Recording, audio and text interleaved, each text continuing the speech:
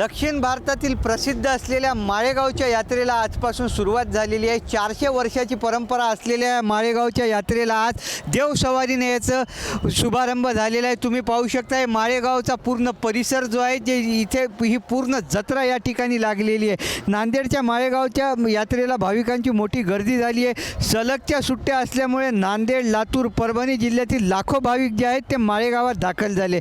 त्यामुळे माळेगावच्या यात्रेला गर्दीचा विक्रम मोडते की काय असा प्रश्नच आता पडलेला आहे। घरगुती वस्तूंच्या स्वस्त बाजारपेठ म्हणून माळेगावच्या यात्रेची ओळख आहे। त्यामुळे इथे खरेदीसाठी देखील भाविकांची गर्दी झालेली आहे। वेगवेगळ्या स्वरूपाच्या वस्तूचे दुकानात ग्राहकांची तौबा गर्दी झाल्याचं आपल्याला पाहायला मिळत आहे।